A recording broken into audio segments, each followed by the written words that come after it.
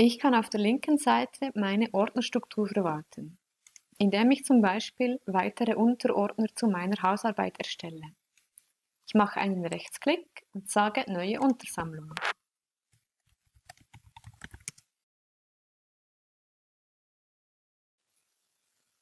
Wenn ich Einträge verschieben möchte, muss ich aufpassen. Wenn ich den Eintrag direkt in einen Unterordner ziehe, dann wird er kopiert. Ich habe ihn nun auf beiden Stellen.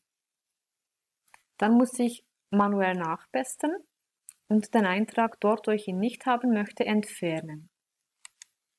Mit einem rechten Mausklick kann ich sagen, dass er nur aus dieser Sammlung, aus diesem Ordner entfernt wird. Oder wenn ich sage, in den Papierkorb verschieben, dann wird er in beiden Ordnern gelöscht. Ich möchte ihn jetzt hier nur aus diesem Ordner entfernen. Hier bleibt er dann noch vorhanden.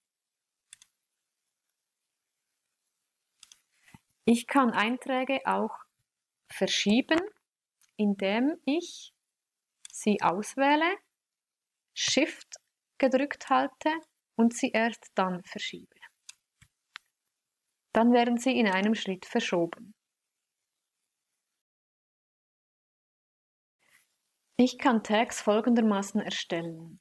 Ich wähle den Eintrag an, gehe hier rechts auf Tags und füge einen hinzu.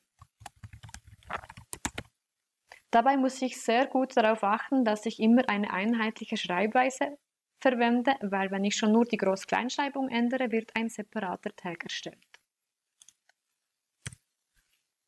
Ich kann auch die Farbe von Tags bestimmen, indem ich dann hier unten links einen rechten Mausklick auf einen Tag mache und dem eine Farbe zuweise.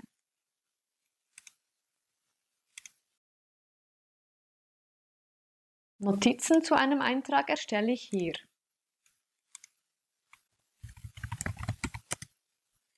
Sie werden dann beim Eintrag in der Mitte aufgeführt und können auf der rechten Seite bearbeitet werden.